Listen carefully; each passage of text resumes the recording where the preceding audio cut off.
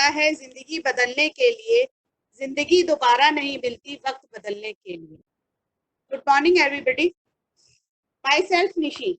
मैं पिता परमेश्वर और अपनी सभी अपलाइन और डाउनलाइन का धन्यवाद करती हूँ जिन्होंने मुझे आप लोगों के साथ जुड़ने का अवसर दिया। मैं अपनी फ्रेंड अपलाइन रेनू का थैंक्स करना चाहती हूँ जो मुझे वेस्टीज में लेकर आई और जिनकी वजह से मुझे वेस्टीज का एक बहुत खूबसूरत प्लेटफॉर्म मिला। मैं नैना मैम का धन्यवाद करना चाहती हूँ जिन्होंने मुझे इस काबिल बनाया, मेरा मार्गदर्शन किया और यशोदा जी की तरह पाला। मैं आप लोगों को एक स्टोरी सुनाना चाहती हूँ, क्या आप लोग सुनना चाहते हैं? Yes yes. एक 8 साल का बच्चा हाथ में 1 रुपए का सिक्का लेकर एक दुकान पर गया। उसने दुकानदार से पूछा कि आपके पास ईश्वर है? दुकानदार ने वो सिक्का लेकर फेंक दिया और उसको वहां से भगा दिया। वो दूसरी दुकान पर गया और वहां सिक्का लेकर कुर्सी में बंद करके खड़ा है। दूसरे दुकानदार ने पूछा क्या चाहिए तुमको? उसने कहा मुझे ईश्वर चाहिए। आपके पास ईश्वर है? दूसरे दुकानदार ने भी उसको भगा दिया। तीसरे के पास गया, उसने भी भगा दिया। इस तरह वो 40 दुकानदारों के पास गया, सबने उसको भगा दिया। अंत में एक दुकानदार दुकान पे गया, वहां पर एक बूढ़ा दुकानदार था। उसने उससे पूछा बेटा तुम क्यों लेना चाहते हो? उसने बोला कि मेरी माँ बहुत बीमार है और डॉक्टरों ने कहा तुम्हारी माँ को ईश्वर ही बचा सकता। मेरे परिवार में और कोई नहीं है। मेरी माँ मुझे खाना बना के खिलाती हैं, वो कमा कर लाती हैं, वो मुझे खाना बना के खिलाती है और मेरा पालन पोषण करती है। तो दुकानदार से उसने पूछा क्या आपके पास ईश्वर है? उसने कहा हाँ है। उसके मन में एक आशा सी बनी। दुकानदार ने पूछा बेटा तुम्हारे पास कितने पैसे हैं? बोला 1 रुपए। दुकानदार ने उससे 1 रुपए का सिक्का ले लिया। अब दुकानदार 1 रुपए में उसको सिर्फ 1 गिलास पानी ही दे सकता। उसने फिल्टर से 1 गिलास पानी भरा और बच्चे को दिया और बोला जाओ माँ को पिला दो और वो ठीक हो जाएगी। कुछ दिन बाद अस्पताल में एक डॉक्टरों की टीम आई। उन्होंने उसकी माँ का इलाज किया और उसकी माँ स्वस्थ हो गई। जब वो स्वस्थ होके उसको डिस्चार्ज मिला तो डॉक्टरों ने बिल दिया तो उसको देखकर उसकी माँ के जो है आंखों में आंसू आ गए क्योंकि बिल इतना ज्यादा था, वो पे नहीं कर सकती थी। लेकिन अस्पताल वालों ने कहा आप क्यों चिंता करती? डॉक्टर ने बोला आप क्यों चिंता करती, आपका तो बिल पहले ही चुका दिया गया। एक बूढ़ा व्यक्ति आया था, वो आपका बिल देके चला गया। आप खुशी खुशी घर जाइए। और एक साथ में चिट्ठी देकर गया है।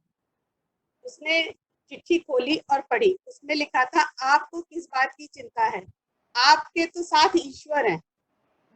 आपका बेटा तो ईश्वर को लेके आया है, आपको किस बात की चिंता है?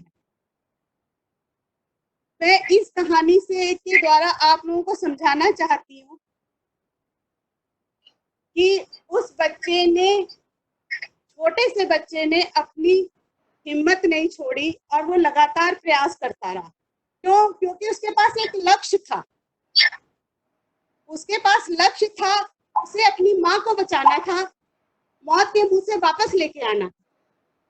अगर उसके पास लक्ष्य नहीं होता तो शायद वो 1 या 2 दुकान पे जाके अपने बैठ जाता। लेकिन नहीं, उसके पास लक्ष्य था, इसलिए वो आगे से आगे जाता रहा, बढ़ता रहा और उसको वो रास्ता मिला। अगर ढूंढने से भगवान मिल सकते हैं तो क्या हम नहीं ले सकते? हम भी बहुत कुछ ले सकते हैं। प्रयास करने से हमें सब कुछ मिल सकता है। हमें अपने लक्ष्य को अपने सामने रखकर प्रयास करेंगे तो हमें जरूर कुछ ना कुछ प्राप्त होगा। इसी तरह अगर हम वेस्टीज में काम करते हैं तो 1 नहीं 2 नहीं, कभी ना कभी तो कोई हमें ऐसा मिलेगा जो हमारे साथ चलेगा और हमारी जिंदगी को बदलेगा। मैं इस कहानी से आप लोगों को यही बताना चाहती थी। अब मैं बताती हूँ कि मैंने वेस्टीज कैसे किया और क्यों किया।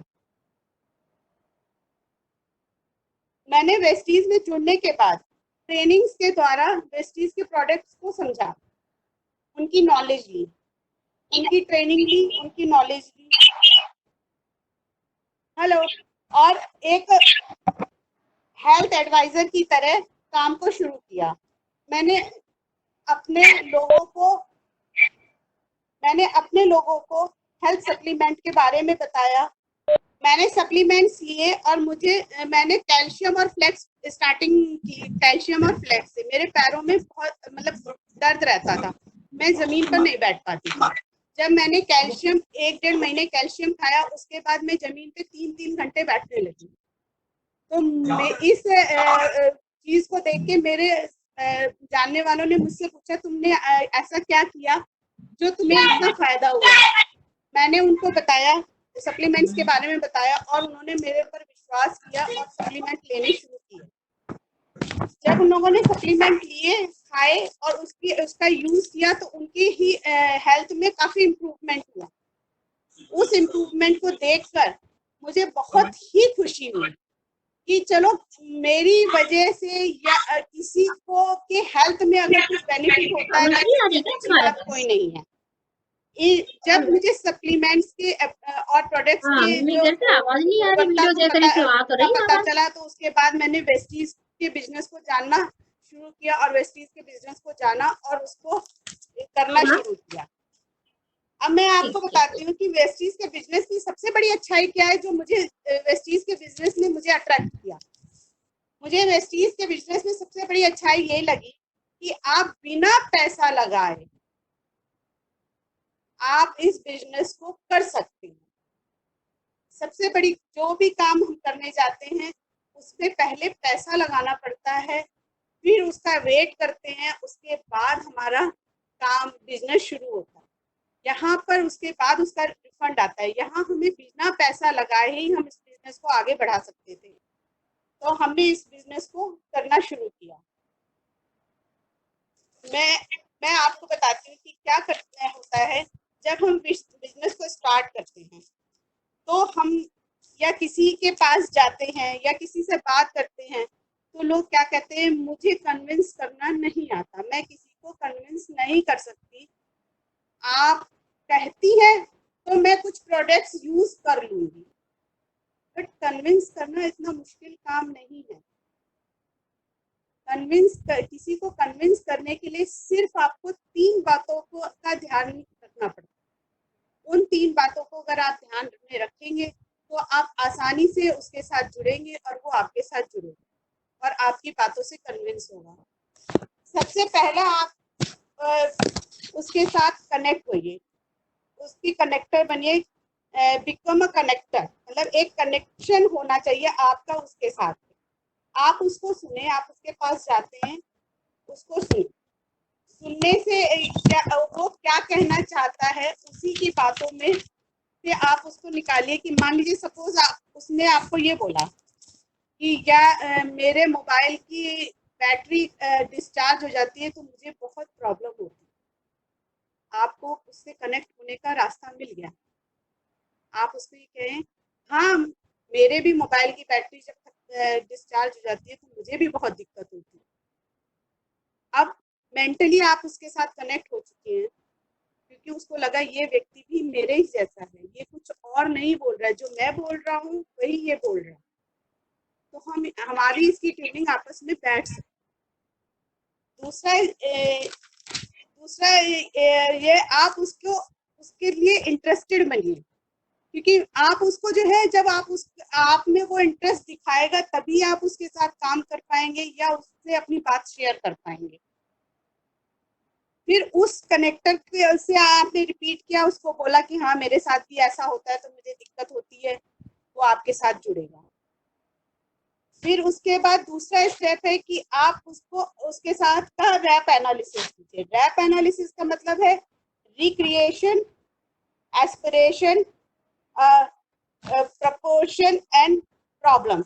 उसकी इन चीजों के साथ कनेक्ट हुई, उसकी प्रॉब्लम्स को समझिए, उसके साथ रिक्रिएट होइए और उसकी एस्पिरेशन बनिए। जब ये सब कर ले, उसके बाद वो नाइस एनालिसिस कीजिए। नाइस एनालिसिस क्या है? नीड, इंटरेस्ट, कंसर्न और एजुकेशन। उसकी नीड के बारे में जानिए, उसका इंटरेस्ट किस चीज में है उसके बारे में उसको उसको जानिए, वो क्या चाहता है उसके बारे में जानिए, और उसकी क्या एजुकेशन है उसके बारे में उसके बारे में जानिए। जब आप ये दोनों चीजों पे तो काम कर लेंगे, उसके बाद आप आइए, आप बिल्ड कीजिए उसपे, building a life time impression. आप अपना इम्प्रेशन उसके ऊपर डालिए, ऐसा इम्प्रेशन छोड़िए जो आपको जिंदगी भर वो कभी ना भूल पाए, वो आपके साथ हमेशा चलने के लिए तैयार रहे, वो आपके साथ हमेशा काम कर, जो आप कहें वो आपकी बात को माने, आपको वो समझे।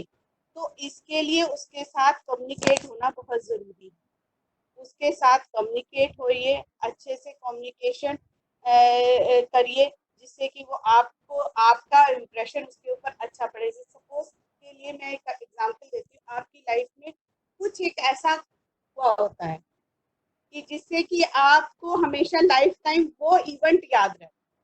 सपोज आपकी चलिए एक मैरिज का ही ले लेते हैं, आपकी शादी हुई, वो शादी वाला दिन आपको हमेशा याद रहेगा कि हम जब मेरी शादी हुई थी, या तो तब ऐसा टाइम था, या बहुत बारिश हुई थी, या बहुत गर्मी थी, या कुछ ऐसा था जो आपको हमेशा याद रहेगा। लेकिन उसके पहले क्या हुआ था या उसके बाद क्या हुआ था वो हमेशा याद नहीं रहेगा, वो नहीं याद होगा। तो ऐसा ही इम्प्रेशन आपको अपने सामने वाले से अपने के ऊपर छोड़ना है, जिससे कि वो आपको याद रख सके।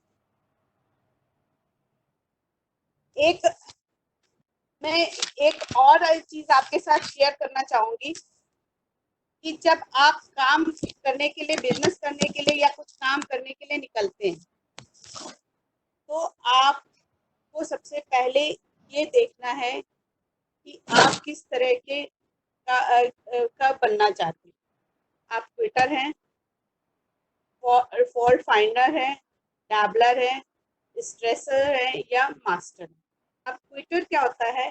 वो क्या करता है? सीढ़ी चढ़ना शुरू करता है, एक वो सीढ़ी चढ़ता है, एक बार भी कोई मुश्किल आती है, कोई प्रॉब्लम आती है, वो क्विट करके बैठ जाता है, वो आगे नहीं बढ़ता। तो आपको क्विट नहीं करना चाहिए। दूसरा, फॉल्ट फाइंडर, वो क्या करता है कि ट्विटर से 2 स्टेप और आगे चलता है, एक बार गिरता है उठ के खड़ा हो जाता है, फिर गिरता है फिर खड़ा हो जाता है, फिर आगे बढ़ता है, लेकिन उसके बाद वो बैक हो जाता है। डैबलर क्या करता है? वो और उससे भी आगे, फॉल्ट फाइंडर से आगे और बढ़ता है। वो क्या करता है? 4-5 स्टेप चलेगा, गिरेगा, फिर चलेगा, फिर गिरेगा, 3-4 बार गिरा वो क्विट कर जाता है। स्ट्रेसर क्या करता है? वो गिरता है, चलता है, गिरता है, चलता है, लेकिन वो अपनी मंजिल तक जरूर पहुंचता है, लेकिन वो स्ट्रेस लेके पहुंचता है। उसके दिमाग में इतना स्ट्रेस होता है, इतना है कि वो उसको मन में, क्योंकि उसने ठाना है कि मुझे ये अचीव करना है, तो वो करता तो है, लेकिन बहुत टाइम लगता है और स्ट्रेस लेके करता है। मास्टर्स क्या करते हैं? वो हिस्ट्री क्रिएट करते हैं। कैसे?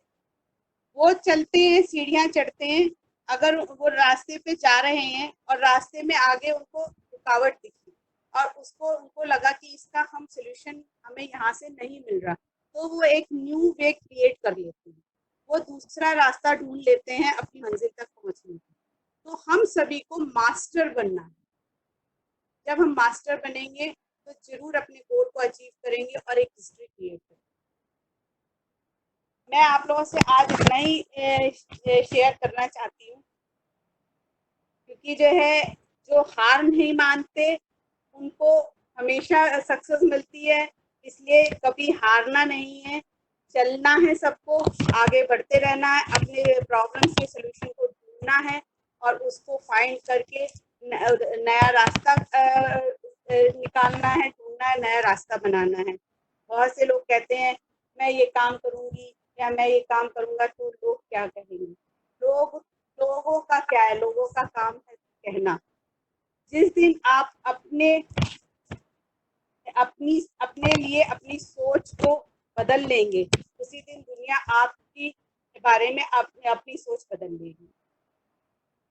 मैं बस thank you, wish you well.